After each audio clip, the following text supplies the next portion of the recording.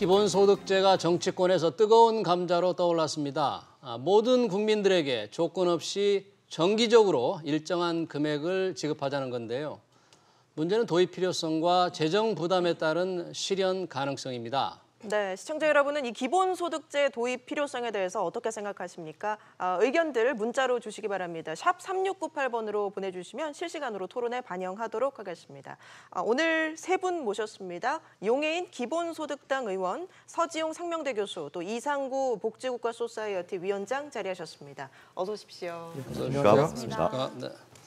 용해인 의원님 이번 21대 국회 입성하신 걸 축하드립니다. 네, 감사합니다. 네. 아무래도 저희가 이제 오늘 주제인 기본소득이라는 것을 단일 의제로 당을 만드셨잖아요. 네. 이제 기본소득당의 대표를 지내시다가 이제 더불어시민당 21대 비례대표로 해서 이제 국회에 당선되시고 지금 기본소득당 의원이신데 네. 이 기본소득이 뭔지, 왜 기본소득당이 필요했던 건지 좀 설명 좀 부탁드립니다. 네, 기본소득은 모두에게 조건 없이 그리고 정기적으로 주어지는 현금 소득을 의미합니다. 기본소득이 한국에서도 이야기되기 시작한 지 한 13년 정도 되었는데요. 이 4차 산업혁명 시대의 새로운 대안으로서 최근에 한국 사회에서도 많이 논의가 되고 있는 중이었습니다. 이전에는 시민사회 영역에서 논의되던 기본소득을 이제 정치권의 영역에서 기본소득을 실현하기 위한 움직임을 만들어보자라는 취지로 기본소득당이라는 어떻게 보면 한국 정치에서는 좀 생소한 이름의 정당을 올해 초에 창당을 했고요. 네. 매우 놀랍게도 많은 청년들이 반응을 했습니다. 저희가 2만 명의 당원이 있는데요. 그중에 10대, 20대 당원이 80%. 저는 당의 평균 나이로 치면 조금 나이가 많은 편인 나이가 많은 편인 굉장히 새로운 네. 정당입니다. 네. 네. 자, 이 기본소득제가 방금 말씀하실 때 시민사회의 영역이었는데 이제 이 정치권으로 들어왔다. 위원장님 왜 갑자기 이렇게 정치권에서 이렇게 화두가 된 배경, 그 과정은 어떻게 됐나요? 예, 실제로 방금 용해인 의원께서 말씀하셨지만은 청년들이 가장 먼저 삶이 너무 힘들거든요. 그래서 그랬던 대안으로 기본소득에 관심을 가지는 것은 필요하고 실제로 대한민국의 사회 제도가 너무나 어렵게 모두 다 개인의 능력과 노력에 자기 삶을 의존하게 만들어 놓았으니까 국가가 뭘 해준 게 없다고 느끼는 거죠.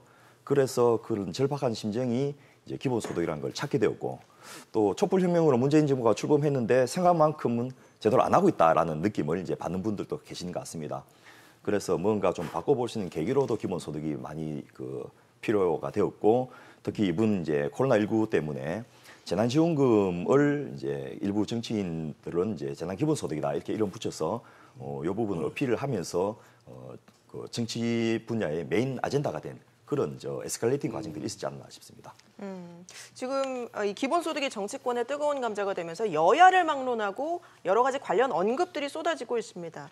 주목되는 발언들 어떤 게 있는지 좀 교수님 짚어주시죠. 예, 코로나19 때문에 지금 이제 선별적 복지에서 이제 보편적 복지로 이렇게 전환되는 그런 과정에서 정치권의 이슈가 되고 있습니다. 특히 이제 논쟁의 정점에 있는 게 이제 이재명 지사 같은 경우는 기본소득제 좀 활성화해서 확장해야 된다. 근데 똑같은 보편적 복지의 어떤 의견을 갖고 있지만 좀 방법론에서 틀린 분도 있죠. 지금 서울시장 같은 분들 같은 경우는 네. 이제 전국민 고용보험제도를 이제 확장해야 된다. 고용보험제 이제 확장을 얘기하고 있고요. 그다음에 이제 보수권 이제 정치인들도 상당히 이제 동의하는 부분이 있습니다. 예를 들어서 김종인 대표 같은 경우에는 과거 이제 경제민주화 얘기하면서 이제 박근혜 정부 때 이제 노인 기초연금 이제 또 탄생되게 된 어떤 배경적 이론도 많이 제시를 해줬고 하기 때문에 최근에 그 아젠다를 가지고 통합당에서 이제 좀 이렇게 확산하려고 하는 움직임이 있어요. 근데 이제 다만 기존 정치인 중에서 이제 홍준표 의원 같은 분들은 이제 사회주의식 배급제도 아니냐 이렇게 좀 비판하는 분도 있고요. 대체를 보게 되면 관심 많고 그다음에 어떤 제도인가 또 기존에 하고 어떻게 좀 차이가 있을까 하는 쪽에 논쟁이 있는 상황이고요. 계속 우리가 이 문제에 대해서 한번 좀 보편적 복지로 나아가는 어떤 전환 과정에서 하나의 이 복지를 늘리는 수단으로서 이게 기존 제도가 어떤 다른지에 대한 논쟁은 계속 진행될 가능성이 있습니다. 근데 일반적으로 이제 기본소득제는 아까 말씀하신 대로 조건 없이 정기적으로 현금을 나눠주는 거니까 이게 진보적인 이슈다. 이렇게 네. 일반인들이 생각하기가 쉬운데 김종인 미래통합당 비대위원장이 이 의제를 탁 들고 나옴으로써 좀 논의가 굉장히 활발해진 것 같은데 어디 야당에서 이게 보수당에서 이거 들고 나온 건 아니고 강조합니다. 네. 이게 어떤 그 바람을 불러일으켰습니까? 네, 저는 매우 김종인 비대위원장의 그 발언을 굉장히 환영하고 있고요. 기본소득 논의가 굉장히 뜨거워져서 굉장히 기쁘다라고 생각합니다. 우선은 저는 기본소득에는 좌파와 우파가 없다고 생각합니다. 기본소득은 그냥 기본소득이죠. 아까 말씀드렸던 모두에게 조건 없이 정기적으로 주어지는 현금소득이고요. 다만 이 기본소득을 시행할 때 좀 전에 말씀해 주셨던 것처럼 다른 사회 안전망들과 복지제도들이 어떻게 재설계돼야 하는가에 대한 입장의 차이들이 좀 존재한다. 여기서 사실 진보와 보수가 나뉘는 것이다라고 보고요. 뭐 미래통합당에 계신 분들 같은 경우에는 기존의 복지제도들을 축소하고 이 기본소득을 해야 된다. 그리고 홍남기 경제부총리 같은 경우에는 그렇기 때문에 반대한다라고 명확한 반대 이야기하시고요. 입장을 밝혔죠. 홍남기 네, 부총리는. 그렇습니다. 네. 그리고 진보 진영 같은 경우는 이 사회 안전망을 강화하면서 최소한의 삶의 조건을 보장하는 수단으로서 기본소득을 이야기하고 있다. 이렇게 이해하시면 좋을 것 같습니다. 여론은 어떨까요? 지금 시청자 문자를 받고 있는데 잠시 소개를 해드리겠습니다. 찬반이 엇갈리고 있는데 3565님은 모든 국민이 동등해야 하므로 동등하게 배분하라 이런 의견 주셨고 0942님 대책 없이 퍼주기식 기본소득 정치적인 포퓰리즘 나라 경제는 철저히 무시한 정책이다 이런 지적도 해주셨거든요. 포퓰리즘이라는 지적에 대해서 위원장님 어떻게 보십니까? 이 기본소득 논의가 거의 100년이 넘은 논의이기 때문에 그 단순하게 포퓰리즘으로 그렇게 한 건 아니고요. 나름대로 논리 체계와 철학적 근거들을 갖고 있는 겁니다. 그리고 또 실제로 오늘 또 자세히 거론이 되겠습니다만은 다양하게 기본소득과 관련된 시도들이 있었고요. 그런데 주로 해외에서 기본소득의 시도 사례들은 우파에서 복지 축소와 정부 기능 축소를 전제로 한 기본소득을 이야기했었고 좌파 쪽에서는 사실은 뭐 국민투표라든지 이런 것들을 하면서 거의 70% 80%가 반대해서 그 부결되는 이런 형태로 진행돼 왔기 때문에 논의의 어떤 찬반은 그 다르지만은 어쨌든 기본소득 논의가 단순한 포퓰리즘은 아니다. 그 현실적으로 기본소득이 복지 확대 정책으로서의 의미도 있지만은 경제 정책으로서 국민들의 가처분 소득을 어떤 늘려주고 내수 활성화라는 측면에서 이미 재난지원금으로 상당히 효과를 봤기 때문에 그런 것을 좀 더 적극적으로 증기화 상시화하라는 측면에서 이제 대안으로 기본소득이 제시됐는데 방법론에 있어서 기본소득의 원칙이나 방침이나 필요성은 인정하지만은 방법론에 있어서 기본소득보다는 복지국가 확대가 더 효과적이다 이런 논의들이 이제 주로 서구에서는 줄을 이루고 있는 그런 상황이기 때문에 단순하게 이것을 무슨 포퓰리즘이다 이렇게 보는 것은 좀 사안을 잘 모르고 하는 이야기들이고 정말 우리 서 교수님께 말씀하신 대로 이 기본소득 관련된 논의들이 이제 시작되었다는 것은 대한민국의 발전을 위해서 또 어떤 대한민국의 그 정부의 역할이라는 측면에서도 굉장히 의미 있는 논의의 첫 발을 내딛은 게 아닌가 싶습니다. 네. 그러면 현재 세계적으로 이 기본소득제가 제대로 시행되고 있는 나라는 없지 않습니까, 의원님? 뭐 실험을 하거나 네. 한번 해보겠다고 투표를 한 나라는 있지만 네. 된 나라가 없고 시행한 나라가 없기 때문에 네, 나라 차원에서는 아직은 없는데요. 네. 좀 큰 규모들을 살펴보면 알래스카에서는 석유가 나지 않습니까? 이 석유에서 나오는 이윤을 이제 모든 주민들에게 배당하는 방식의 기본소득을 좀 시행을 이미 오래전부터 하고 있습니다. 알래스카주에서 하고 있고요. 그리고 대한민국 같은 경우에는 청년기본소득이라는 이름으로 경기도에서 이제 실행이 되고 있죠. 분기별로 25만 원씩 연간 100만 원을 지급하는 청년기본소득이 시행이 되고 있고요. 그 외에 이제 핀란드 실험이라거나 그리고 스페인에서도 실험이 진행되고 있고요. 그리고 캘리포니아였나요? 스톡턴이라는 도시에서도 기본소득을 실험하는 과정에 있는 중입니다. 다양한 곳에서 기본소득을 논의하고 실험하고 있는 중이다라고 보시면 될 것 같습니다. 교수님, 핀란드 같은 경우는 2년 동안 시행을 해서 결과를 얻지 않았습니까? 예. 어떤 내용이죠? 일단 그 전 국민 대상으로 해서 70만 원씩 지급을 이제 하는 그런 기본소득제 시행을 했죠. 2017년도입니다. 유럽의 복지국가 중에서 핀란드가 상당적으로 획기적인 실험을 했는데 결론적으로 2년 동안 시행해 보니까 이제 고용이 늘어나는 효과가 생각보다 좀 적었다고 본 거예요. 그래서 결과적으로 뭐 다양한 내용들이 있지만 어쨌든 70만 원씩 이제 그 그러니까 월급 형태로 기본소득을 주면서 어떤 고용이 늘어나는 효과가 크지 않았기 때문에 결국 중단을 했죠. 근데 그런 얘기 나오고요. 근데 사실적으로 그 국내 언론들에서는 이제 많이 이제 실패했다. 예. 그 외에 이제 스위스 사례 같은 경우도 국민투표 77% 반대한다. 이런 얘기 많이 채택이 나오고 안 있는데요. 제가 좀 몇 가지 시사점을 생각을 해보면 일단 예. 인구가 적은 국가들이 실험을 많이 했던 것 같아요. 그러니까 인구가 적기 때문에 기본적으로 이제 재원이 좀 덜 필요한 그 이유가 있는 거고요.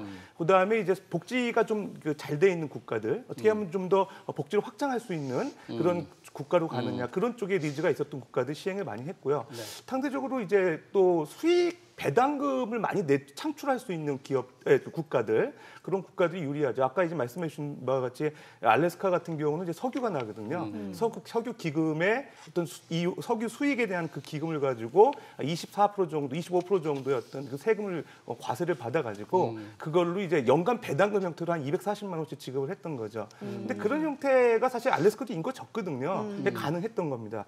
최근에 이제 프랑스 같은 경우도 이 기본소득에 대한 논의가 경제적 관점에서 많이 논의가 되고 있습니다. 프랑스에서도 그런 논의가 있었습니까? 아까 이제 우리 네. 이 위원장님 말씀하셨다시피 사실 이 지금 기본소득제가 복지정책으로만 알고 계신 분이 있는데 네. 이게 사실 경제정책의 한 뿌리를 내려오고 있는 부분이 있거든요. 그러니까 밀턴 프리드만이라고 우리 잘 알고 있는 노벨 네. 경제학 수상자 예. 이분이 이제 항상소득 가설이라는 거를 이제 주장했죠. 그러니까 소득이라는 게 기본적으로 이제 임시소득하고 항상소득이라고 있는데 항상소득은 이제 뭐 개인의 노동, 근로소득이나 금융소득 외에 어쩌다 이제 이전소득으로 받는 이제 임시소득이 있는데 그렇게 두 가지로 나눠가지고 근데 이제 소비를 유도하는 거는 항상소득이라는 거죠. 그러니까 결과적으로 미래 어떤 생계가 불확실해지고 소득이 이제 뭐 들쭉날쭉해지면 소비를 꾸준히 늘릴 수 없다는 그런 경제 이론이거든요. 예, 예. 그런 측면에서 보면 보수 우파들 같은 경우는 기존의 복지 정책을 재편을 해가지고 뭐 노인 수당이라든지 연금이라든지 뭐 의료보험이라든지 이런 거를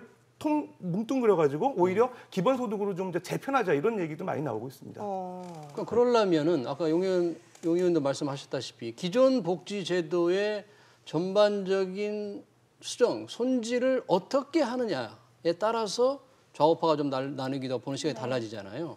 기본소득당에서는 어떻게 하자는 얘기입니까? 네, 기본소득당에서는 매월 모든 국민에게 60만 원의 기본소득을 지급하는 모델을 가지고 있습니다. 그래서 사실 지금 정치권에서 이야기가 기본소득이 뜨겁게 되고는 있지만 사실 정당으로서 책임 있게, 내용 있게 정책으로 제시되지는 못하고 있는 상황인데요. 그런 측면에서 기본소득당에서 각 정당들이 모여서 이런 모델들을 함께 토론하자라고 제안을 한 바가 있습니다.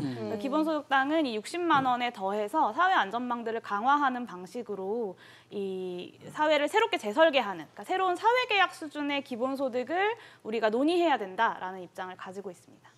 근데 60만 원을 지급하자면 연간으로는 지금 5천만 명의 1인당 다 주자는 얘기잖아요. 네, 그렇습니다. 그러면 몇 어느 조입니까? 정도? 그게? 단순 계산하면 360조 정도인데요. 근데 이 기본소득과 관련된 세금은 다른 세금과는 조금 다릅니다. 왜냐하면 다른 세금들은 국가가 걷어서 그것을 다른 데에 쓰는데 기본소득을 위한 세금 같은 경우는 걷자마자 바로 나누어 주기 때문에요. 이 실제로 거치는 금액과 국민들이 수혜를 보는 금액을 차액을 계산해야 실제 증세 규모가 나온다라고 말씀드릴 수 있을 것 같아요.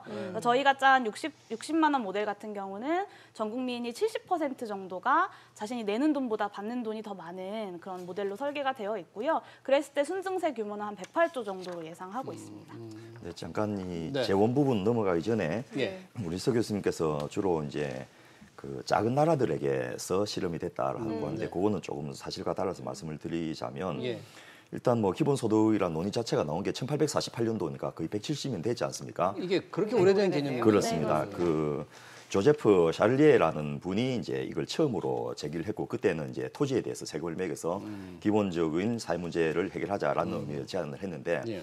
미국에서 1972년도에 민주당 대통령 후보가 기본소득을 공약을 내걸었습니다.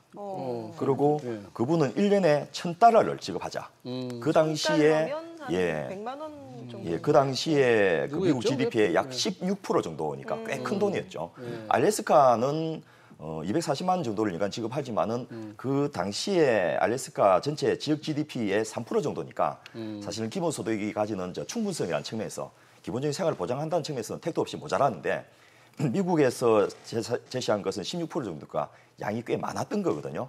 그런데 이걸 주장했던 조지 맥거번 대통령이 당선됐는데 포기를 했습니다. 왜 포기했습니까? 그러니까 어떤 정책의 실현 가능성이라든지 효과성이라든지 이런 여러 가지 측면에서 본인이 이제 토빈스로 유명한 제임스 토빈이라든지 이런 분들의 네. 제안을 받았고 채택해서 공약을 내걸었다가 포기를 했는데 그런 이유들이 이제 현실 정책으로서의 유효성과 효과성 이런 게 좀 낮다고 봤던 거고 작은 나라들이 이런 논의를 하면서 실험을 하는 것은 이제 주로 우파들이 그 복지가 너무 확대돼서 주로 복지 국가들에서 이제 이런 논의가 되는데 그 부분을 좀 줄이고 정부 역할을 축소하려고 네. 제안하는데 그걸 또 거부할 수도 없고 하니까 그럼 한번 해보자라고 해서 그 투표도 하고 또 실험도 해봤는데 대부분 국민들이 효과가 시원찮든지 또는 불분명하든지 또는 투표에서 기본소득은 필요하지만은 복지를 축소한 것은 반대다 해가지고 부결되는 그런 행태를 진행돼 왔다는 그 팩트는 좀 정확히 알고 가는 게 옳을 것 같습니다. 핀란드 사례에 관련돼서는 예. 사실 예. 실패했다라고 한국에서 많이 보도가 되었는데요. 네. 실패한 것은 조금 가짜 뉴스다라고 말씀드릴 수 있을 그래요? 것 같습니다. 예. 왜냐하면 이것이 고용일을 높이는, 그러니까 노동의 유인을 확인하는 정책 실험이었는데 고용일이 늘긴 늘었습니다. 근데 확실히 늘지 않았기 때문에 정책의 목표의 달성에 있어서 좀 미비하다라는 측면에서 좀 실망스럽다라는 것이 한국에서 실패했다라고 보도가 된 것이고요. 스위스 국민투표 같은 경우는 2016년에 한국에서 기본소득 지구 네트워크 총회가 열렸습니다. 그때 스위스 이 국민투표를 했던 활동가들이 왔었는데요. 예. 기본소득이라는 것 자체를 처음 논의하는 자리가 그 국민투표였다고 합니다. 그리고 실제로 2016년에만 총 4번의 국민투표가 있을 만큼 굉장히 빈번하게 일어나는 것이고 이것을 실패했다고 평가하지 않고 첫 공론화로서 굉장히 고무적이다라고 평가를 하더라고요. 아, 비록 국민투표에서 부결이 됐지만 네. 그 이슈를 만들어가는 첫 시도였다. 네, 그래서 국민들의 스위스의 경우에 69%가 이후에 또다시 국민투표가 이루어질 것이다라고 대답했다고 합니다. 근데 이제 핀란드의 경우에는 이제 2년을 해보고 지속하지 않았기 때문에 이제 실패다. 뭐 국내 언론에서 그렇게 평가를 하겠죠. 계속했더라면 성공적인 제도였을 텐데 2년 하고 이제 그만하자 그랬기 때문에 이 제도에 대한 효용성을 높이 평가하지 않았다. 뭐 이렇게 이제 국내 언론에 보도된 거죠. 네, 효용성에 대해서 뭐 다른 판단들이 있는 것이고요. 다만 이 기본소득이라는 제도에 효과가 없었다라는 것은 좀 맞지 않는 말이다라고 말씀을 드린 겁니다. 지금 그 위원장님께서 이 기본소득의 특징이 있잖아요. 예, 기본소득이 정기적으로 또 아무런 조건 없이 현금을 계속 지급해야 하는 이게 충분성을 잠깐 이제 말씀을 하셨는데 이 기본소득을 충분성으로 간다면 기존의 복지를 전부 효율적으로 개선하거나 통합을 해야 되는 거 아닐까요? 예, 제가 뭐 몇 가지 좀 얘기를 드리면 아까 일단 뭐 위원장님 말씀하신 작은 나라라고 했는데 제가 얘기한 건 인구가 좀 적은 나라들 상대적으로 그래야지 아무래도 재원 마련이 좀 용이하니까요. 그런 얘기였고요. 특히 이제 제가 여기 오기 전에 논문 하나 읽어보고 왔는데 우리 지금 그 기본소득제 반대하시는 분들 중에 가장 중요한 이유 중에 하나가 재원이 너무 이제 마련하기 어렵다. 네. 그다음에 근로 의욕을 저하시키는 거 아니냐 이런 얘기를 하고 있거든요. 근로 유인과 관련돼서 오히려 확대된 긍정적인 효과가 있다는 논문들이 많이 나오고 있어요. 그래요? 그러니까 제가 2017년도에 나왔던 그 스탠딩이라는 해외 논문을 보게 되면요, 오히려 기본소득제가 기존 복지제도와 틀리게 일정 수준 이상의 소득이 있어도 지속적으로 혜택을 받기 때문에 소득을 일정 수준 이하로 유지하면서 복지 혜택을 받으려고 하는 역선택이 없어진다는 거예요. 그러니까 실제로 이제 소득 많이 받는 분한테는 결과적으로 여러 가지 혜택들이 이제 줄어들잖아요. 우리가 보통 인센티브 줄 때. 그게 아까 어느 나라에 적용한 건 아니고 예, 그냥 그건 논문인가요? 아니고요. 그러니까 예. 예를 들면 뭐 우리 저기 학교에 있으니까 학생들, 장학생들 같은 경우도 소득 분위가 낮은 학생들한테 기준을 정해놓고 장학금 혜택을 주거든요. 그러니까 소득이 많으면은 장학금 못 받잖아요. 복지 혜택 못 받잖아요. 근데 왜 기본소득제 같은 경우는 그런 유인이 그런 이유가 없어지는 거죠. 내가 소득이 있어도 인위적으로 내가 소득을 줄여가지고 오히려 그 복지 혜택을 받으려고 하는 유인이 없기 때문에 오히려 근로소득이 오히려 좀 또 확장된다는 그런 장점이 나온 논문이라 가지고 제가 좀 유익 있게 봤고요. 그다음에 이제 그 두 번째는 그분들이 얘기하는 것 중에 논문 하나 또 주목할 만한 게 낙인 효과가 없어진다는 겁니다. 그러니까 지금 현재 복지제도 가장 큰 문제가 빈곤자를 스스로 인정하는 꼴이 되거든요. 그걸 받으면 나 빈곤한 사람이다. 은행에서 대출도 못 받고 이런 문제가 있는데 오히려 기본소득 같은 경우는 누구에나 지급하니까 모든 국민이 받으니까 공평하게 받으니까 그런 낙인 효과가 줄어들 수 있다. 그런 것도 하나 주목해 볼 만한 것 같고요. 또 하나 이런 것도 있습니다. 지금 뭐 전 국민 긴급재난금 지원할 때도 뭐 소득분이 따지고 소득이 얼마냐 이런 여러 가지 소득이나 자산 소득에 필요한 불필요한 행정 비용이 많이 들어갈 가능성이 있거든요. 전 국민 대상으로 주니까 그런 게 필요가 없는 거죠. 근데 그런 순기능도 분명히 있다는 걸 말씀드리고요. 지금 그 프랑스, 지금 아까 그 스위스나 핀란드 같은 경우 실패 사례가 아니다 이렇게 말씀하셨는데 네. 저는 뭐 그 내용을 뭐 차치하더라도 최근에 이제 프랑스 같은 나라도 인구도 많고 유럽의 상당히 주요 국가인데 프랑스에서 상당히 실험적인 그런 그 관련된 뉴스가 있었습니다. 2016년도에 그 국회를 중심으로 해가지고 기존의 그 복지를 다 없애고 완전하게 이제 기본소득으로 전환하자 우파들이 얘기하는 거거든요. 그랬을 경우에 재원이 어느 정도 소요되냐 그랬을 때 GDP의 25% 정도 소요된다고 합니다. GDP의 25%면 우리나라 따지면 500조 정도 되는 거거든요. 근데 지금 아까 말씀하셨다시피 저 의원님 말씀하신 것 같이 한 달에 60만 원씩 주면은 360조가 이제 재원이 소요되잖아요. 우리나라 따지면 500조거든요. 그러니까 너무 규모가 크고요. 어쨌든 우리나라 현실적으로 보면 지금 복지 예산이 지금 2020년 기준으로 봤을 때 GDP에 우리가 한 9% 정도 됩니다. 그러니까 180조 정도 되거든요. 180조 정도 되면은 그 중에서 이제 가장 많이 차지하는 게 이제 여러 가지 그 보험기금 같은 거, 이제 공적기금, 공적보험기금 이런 것들이 많이 차지하고 노인 또 복지기금 이런 게 17조 정도 되거든요. 자, 우리가 그러니까 결과적으로 제가 한번 오기 전에 생각을 해봤는데요. 세출 재조정을 통해 가지고 기존에 뭐 노인에 대해 지급하는 그런 복지기금, 그다음에 아동, 그다음에 여성, 청소년, 가족, 그다음에 기초생활 그 보장기금, 그다음에 취약계층 지원 이런 거를 다 뭉뚱그려서 제가 재원을 한번 보니까 50조 정도 됩니다. 50조밖에 안 될까요? 더 될 것 같은데? 50조입니다. 나머지 이제 공적기금 이런 게 한 55조 정도 되고요. 50조면은 1인당 1년에 100만 원 지급되는 거거든요. 그러니까 100만 원 지급되니까 실제적으로 180조 정치권에서 얘기하는 30만 원을 주려고 그러면 180조 정도가 들어가는 건데 50조는 이제 좀 부족한 거고요.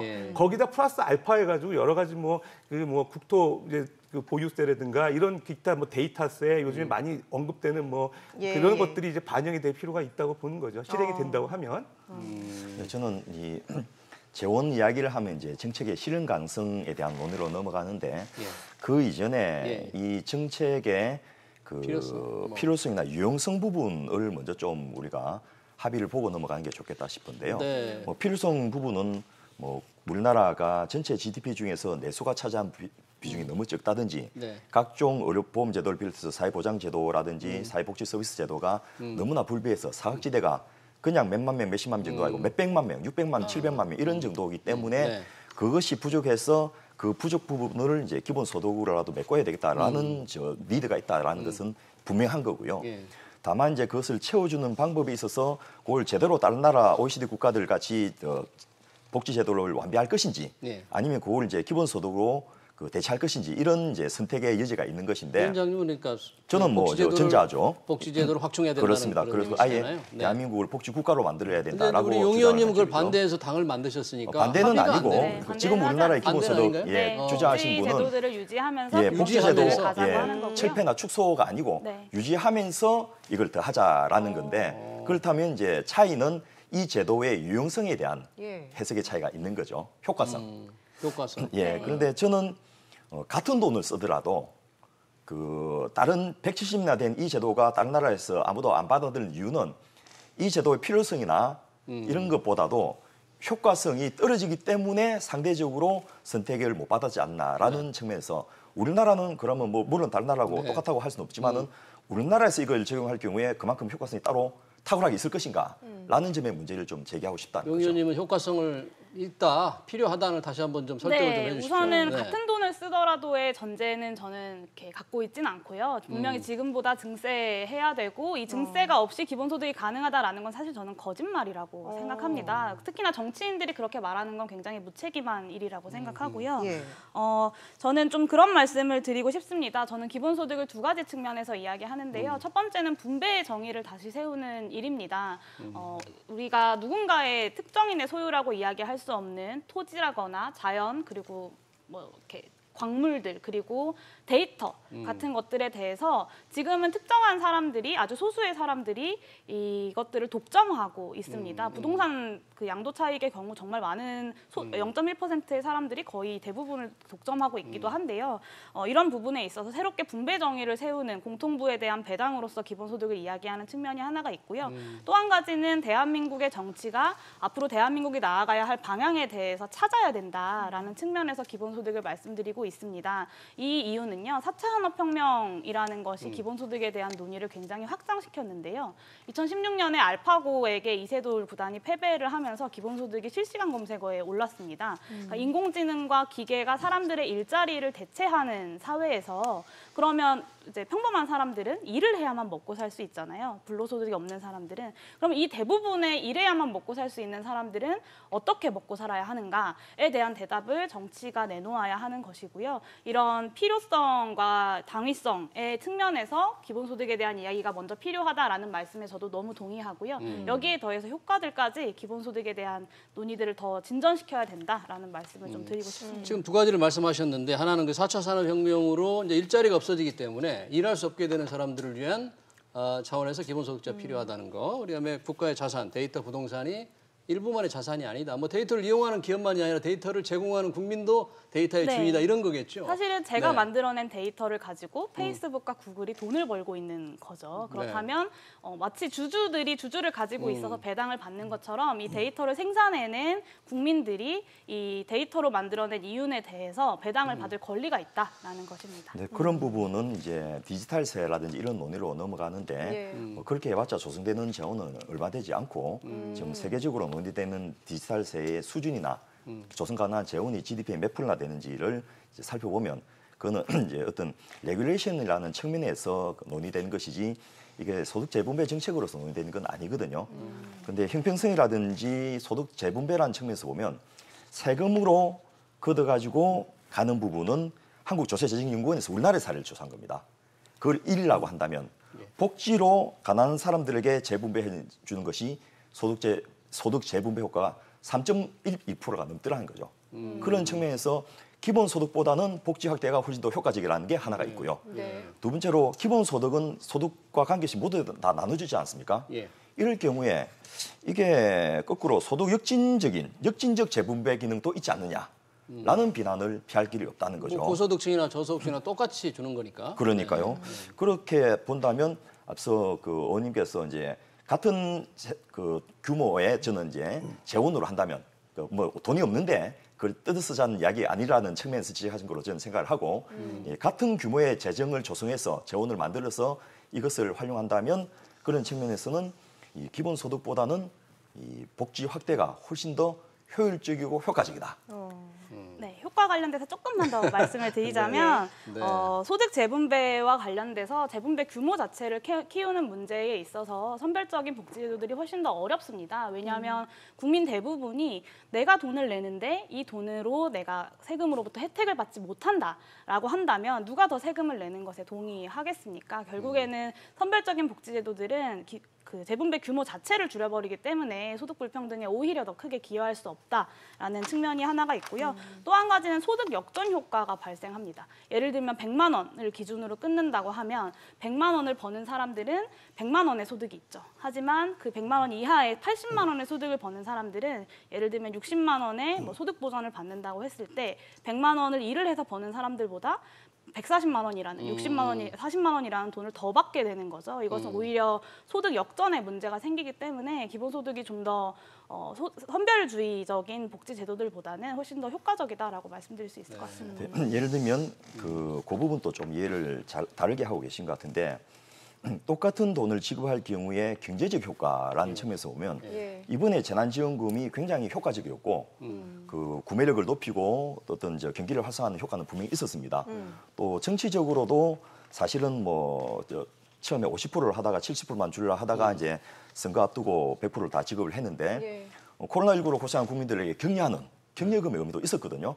그리고 이제는 좀 나와서 돈도 쓰고 다시 코로나 극복을 합시다라는 어떤 시그널을 주는 그런 효과적인 측면도 있었는데 기본소득으로 나눠주니까 없는 사람은 그걸 다 씁니다. 분명히 효과 있었어요. 근데 있는 사람도 쓰는데 있는 사람은 자기가 써야 될 돈을 안 쓰고 요걸 쓰더라는 거죠. 그런 측면에서 소비 유발 효과 그런 측면에서 기본소득이 좀 떨어지지 않는가. 물론 이번에 재난지원금은 기본소득은 아니지만은 그렇죠. 네. 어쨌든 그 몇 푼 안 된 돈을 지급했지만은 그것도 경제적 효과는 좀 떨어지더라. 그래서 소위 말해서 한계 소비 성향 이것은 가난한 사람이 더 크거든요. 네. 그래서 똑같이 나눠주는 것보다는 없는 사람에게 주는 것이 훨씬 더 많이 쓰게 되기 때문에 내수 활성화 효과 또 경기 침체를 극복하는 효과 이런 측면에서도 훨씬 더 효율적이다. 뭐 두 분이 이제 복지 확대 필요성과 기본소득의 필요성에 대해서 충분히 좀 얘기를 하신 것 같은데 예. 서 교수님 지금 우리 용 의원님께서 이제 4차 산업혁명 시대의 그 인력 문제를 얘기했잖아요. 예. 근데 역사적으로 보면 그런 기술 혁신이 일어나면 일자리가 없어질 것 같지만 늘어난 역사도 있거든요. 그러니까 4차 산업혁명으로 일자리가 준다고 우리 과연 단정을 할 수 있을 것인지 시간이 지나면 또 다른 일자리가 생길 수도 있지 않을까요?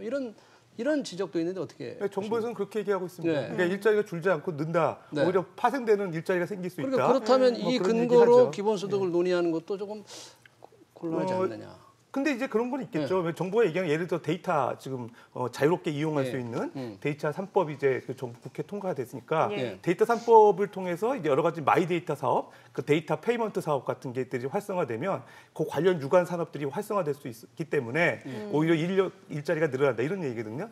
말씀하신 대로 그럼 데이터는 사실 공공 재원이라고 봤을 때 소비자의 재원이기 때문에 이제 그거를 이제 세금으로 이제 과세를 해가지고 실제적으로 재원을 쓴다 그러면 좋습니다. 그건 제가 볼 때 뭐 문제 없는데 아까 이제 위원장님 말씀하신 대로 그게 얼마나 이제 금액이 클 거냐 그렇죠. 재원이 그런 문제는 좀 있죠. 근데 그 한 가지 재미있는 얘기가 있습니다. 최근에 그 한계 소비 성향이 대체적으로 높은 분들이 이제 빈곤층 저소득층 이렇게 어떤 얘기를 위원장님 하시거든요. 근데 경기가 불황일 때는 또 그렇지 않은 경우도 있습니다. 예를 들면 경기가 불황일 때 최근에 한번 뉴스 보셨는지 모르겠지만 그 생계가 어려운 할머니가 그 받은 여러 가지 그 기초생활자금이나 이런 것들을 한 푼도 안 쓰고 저축한다 이런 기사가 나온 적 있거든요. 미래가 불확실할수록 그분들이 오히려 그 돈을 소비 안 하는 경향도 있고요. 오히려 지금 사실 중산층에 대한 소비 유도책이 이번에 긴급재난지원금으로 상당히 어떤 그 실험을 한번 해본 케이스가 됐는데 오히려 중산층 같은 경우는요 한계 소비 성향은 일반적으로 낮다고 알려져 있는데 기본적으로 경기가 불황이고 자산 가치가 떨어질 때는 오히려 소비를 안 하는 경향이 있습니다. 그때 예를 들어서 임시소득을 올려주게 되면은 소비가 늘어나는 경향은 이번 그 긴급재난지원금에서 봤거든요. 그러니까 그런 측면에서 볼 때 과연 그 빈곤층에만 지급하는 게 그 소비를 이제 촉진시킬 수 있느냐, 그거 한번 생각해봐야 될 것 같고요. 우리나라 중산층들이 대부분 카드 씁니다, 신용카드 씁니다. 예. 요번에 지금 5월 13일부터 긴급재난지원금 지원해가지고 카드 카드 소비가요. 예. 86%가 됐는데 전년 대비 12%포인트나 늘어났어요. 그다음에 오히려 지금 카드 매출 같은 경우 전년 대비해서 올해 5월부터는 보통 이제 카드 매출이 뚝 떨어지는 상황인데 오히려 올라가고 있거든요. 그 카드 매출이 전월 대비 24% 늘었고요.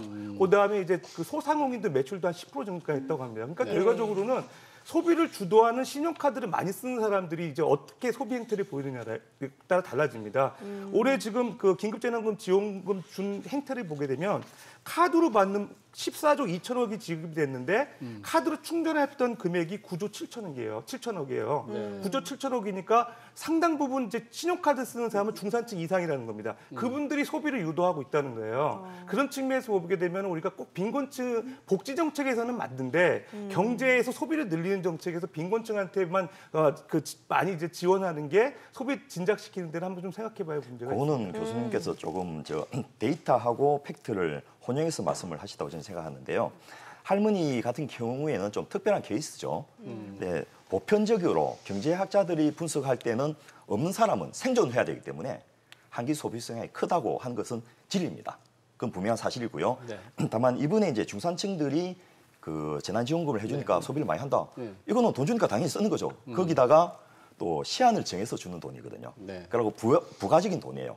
그래서 늘어났던 건데 그 부분은 기본소득의 타당성이나 필요성을 이야기하는 것은 아니고 이 소득주도 성장이라고 하는 문재인 정부의 정책 철학이 유용하고 또 국가의 내수를 진작시켜야 된다라는 이 경제 정책이 그 의미가 있다라는 것을 증명하는 거지 기본소득의 필요성이나 타당성이나 유용성을 증명한 건 아니다라고 저는 해석하는 게 옳겠다 싶고 그 이전에 말씀하셨던 4차 산업혁명으로 이제 일자리가 줄어든 부분도 있고 새로 늘어난 부분도 있습니다만은 그런 측면에서 그 이것의 필요성 때문에 기본소득을 해야 된다라는 것은 이제 소위 말해서 우파의 대표적인 이론가인 김세현 의원 같은 분이 하신 말씀이에요. 김종인 그 비대위원장은 아침에 기본소득 이야기했다가 오후에 싹 철회해버렸거든요.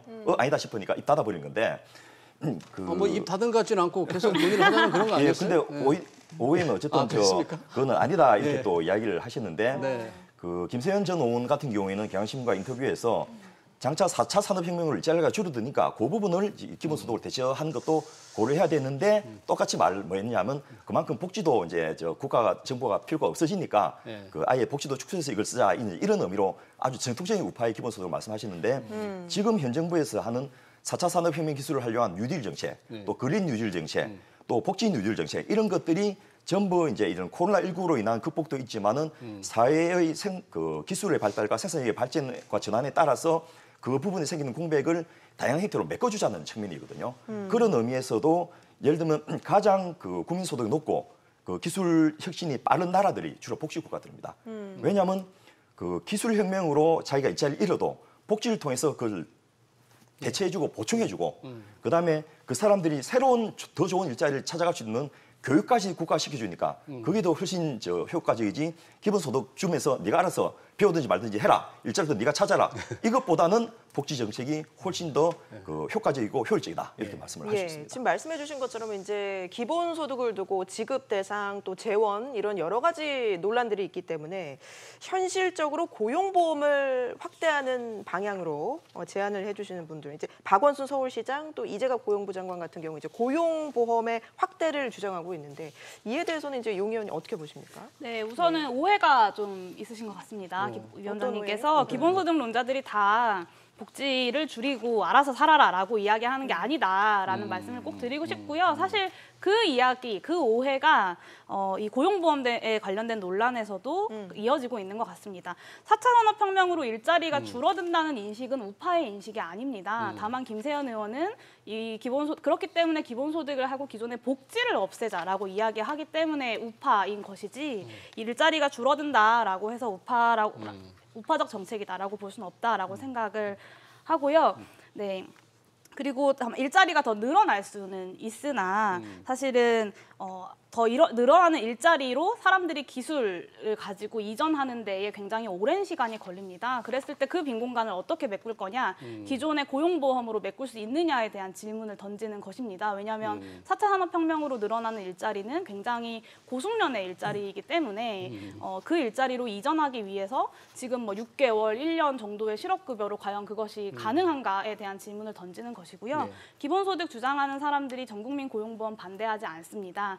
전국민 고용보험은 일자리가 너무나 불안정한 지금과 같은 시대에 꼭 필요한 대안이라고 생각합니다. 다만 기본소득은 일자리가 사라지는 시대의 대안이고 이것은 분명히 다른 정책 목표를 가진 것인데 마치 이 두 가지를 대척되는 것처럼 이야기하는 것은 적절하지 않다. 특히나 정치인분들이 그렇게 말씀하시는 건 정말 위험하다라고 생각합니다. 이제 정치인도 그렇지만 뭐 이재갑 고용노동부 장관도 이런 기본소득보다는 이제 고용보험 확대가 필요하다 이렇게 주장을 하는 거 보면 그런 정책을 시행하는데 불가피하게 들어가는 재원이 어마어마하기 때문에 한정된 재원으로 할 수 있는데 집중하자 뭐 그런 차원이 아닐까 싶습니다. 네, 그렇기 때문에 증세 논의가 필요하다고 생각하는데요. 제가 이번에 21대 국회에서 기획재정위원회에 배정이 되었습니다. 어제 홍남기 경제부총리를 세금을 좀 올리는 법안을 만들겠네요. 경제부총리님을 비롯해서 기재부 공무원분들이 오셔서 업무 보고를 진행했는데요. 이 증세에 관해서 물었을 때 뭐 국민적 합의가 필요하다 정도로 이야기를 하셨습니다. 근데 사실은 이런 정책들이 꼭 필요하고 이를 위해서 재원 마련이 필요하다면 정치인들과 정부 관료들이 이 증세를 어떻게 할 건지 국민적 합의들을 책임 있게 만들어 가야 함에도 불구하고 사실은 증세를 어떻게 하겠다 혹은 어떻게 하자라는 이야기가 없이 지금의 예산 범위 안에서만 이야기를 하는 것은 저는 맞지 않다고 봅니다. 예, 저는 이제 용혜원 의원님의 그 증세 주장에 대해서는 적극적으로 동의하고 또 제가 그 실제로 그 의원님의 증세 정책에 지원을 할 의향이 충분히 있습니다.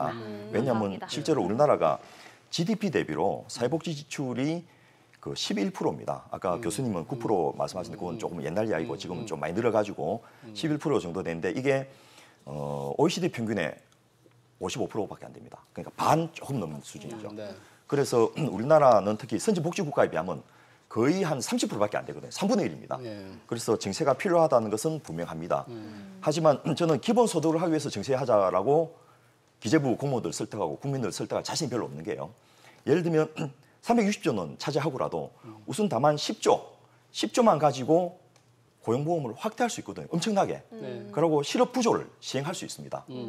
그러면 기본소득으로 10조를 쫙 나눠줘 버려봤자 네. 어느 입에 되겠습니까? 그리고 또 국민의 한시적으로 10조를 전 국민에 나눠줘봐야 예, 배지 나간 보이지도 자리 같이 않습니다. 표시도 안 나거든요. 네. 그런데 이것을 고용보험에 넣으면 실업한 사람들 최저 생계비 정도밖에 못 받던 아주 저소득자들도 딱 90만 원 받게 됩니다.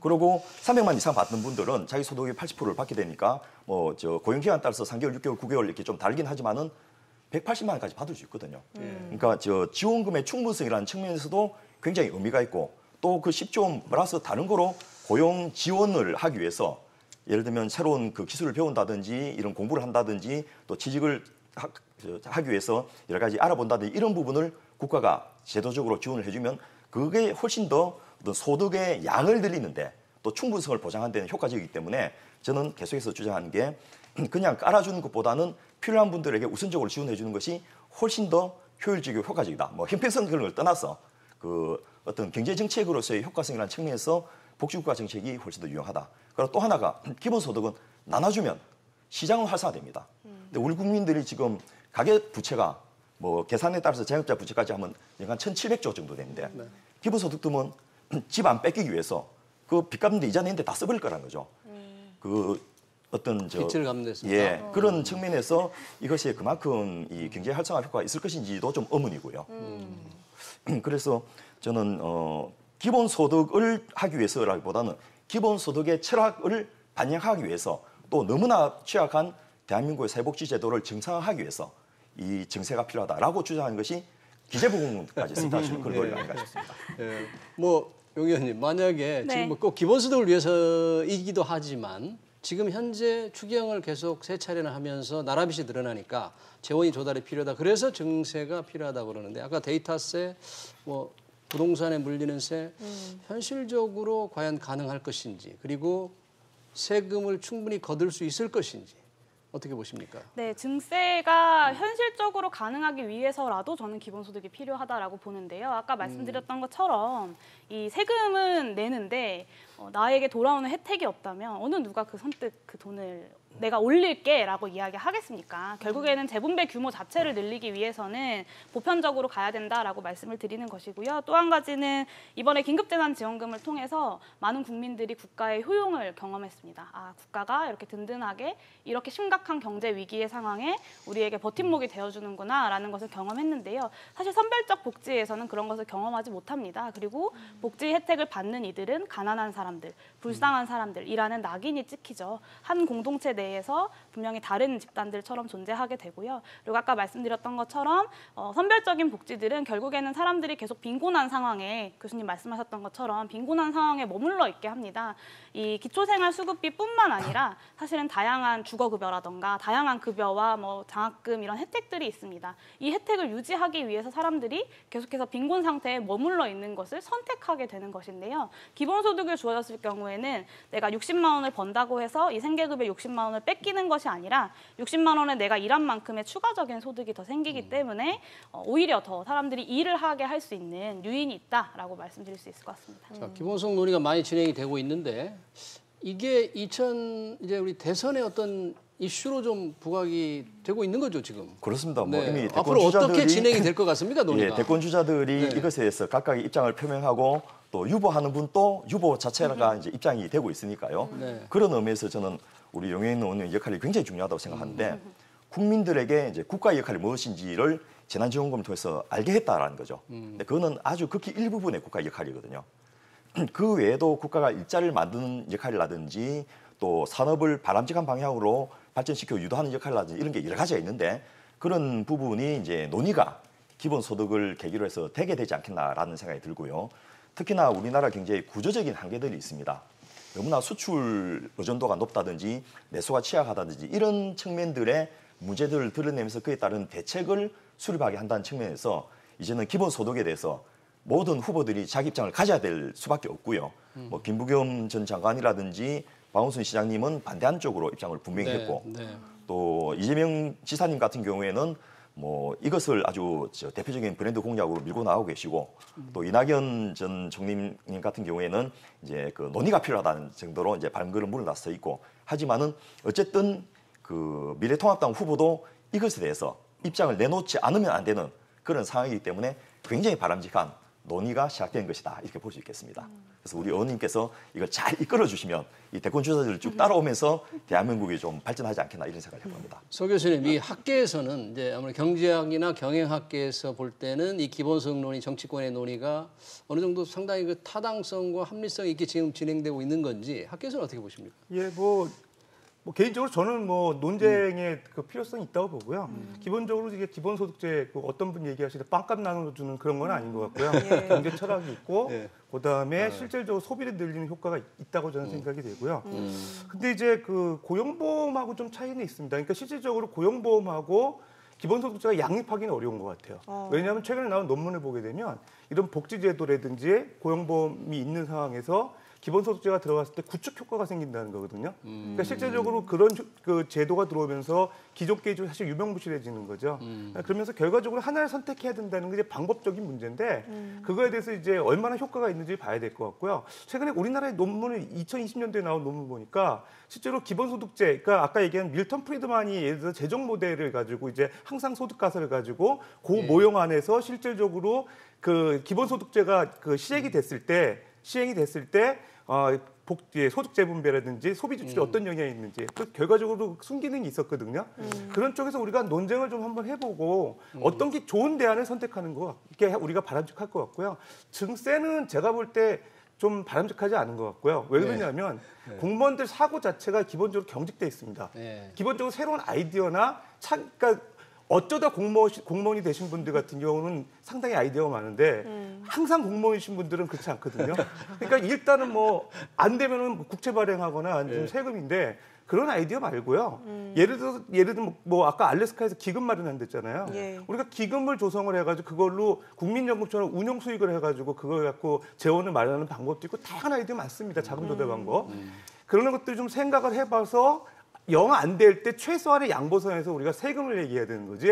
국민들 어려운 상황에서 지금 무조건 세금 드느라고 하면 좋을 사람 하나도 없거든요. 지금 50%가 반대잖아요. 그런 입장에서 우리가 좀 공무원들의 창의적인 아이디어가 요구되는 시기라고 생각이 됩니다. 그런데 그거는 이제 공무원들한테 맡겨 넣어서는 안 되고 우리 용 의원님 같은 이제 정치인들이 해야 될 부분이죠. 알겠습니다. 마지막으로 용인 의원님 간단하게 말씀 부탁드립니다. 제가 바로 그 어공입니다. 네, 국가가 저는 일을 해야 한다 사람들이라는 이유로 강제로 일자리를 만들어낼 수 없음에도 불구하고 강제로 일을 시키는 것은 굉장히 가부장적인 사고방식이다라는 생각이 듭니다. 실제로 나오는 게 라돈 침대 수거라거나 강의실 불끄기 일자리 혹은 최근에 나왔던 게 데이터 입력하는 일자리들을 만들겠다라고 이야기하는데 그 일을 하지 않고 사람들이 최소한의 소득을 통해서 더 행복하고 자유롭게 살 수 있다면 더 좋은 국가의 역할을 하는 것이 아닌가라는 생각이 들고요. 기본소득 논의 대선에서 더 뜨거워질 것이라고 예상합니다. 유일하게 한국 사회의 전망을 논의하는 선거가 대선이기 때문에요. 이 선거에서 실제로 여야에서 저한테 많이 물어보세요. 기본소득 어떻게 봐야 되냐 이렇게 많이 물어보시는데요. 기본소득 논의가 충분히 될 수 있도록 말씀하신 대로 저의 역할을 최선을 다하도록 하겠습니다. 근데 기본소득이 아니고 복지할 때를 쓰면 OECD 국가의 평균만 하더라도 546만 개의 사회서비스 일자리 창출 가능하다 이런 연구 결과도 있다는 것을 말씀드리면서 기본소득은 그냥 나눠주고 끝나는 건데 사회복지 서비스로 이것을 풀게 되면 고용 창출까지 동시에 된다. 그런 것도 한번 고려해 주시기 바랍니다. 알겠습니다. 오늘 시간 관계상 여기까지 듣도록 하겠습니다. 지금까지 용해인 기본소득당 의원, 서지용 상명대 교수, 또 이상구 복지국가소사이어티 위원장 세 분과 함께했습니다. 고맙습니다. 네, 고맙습니다.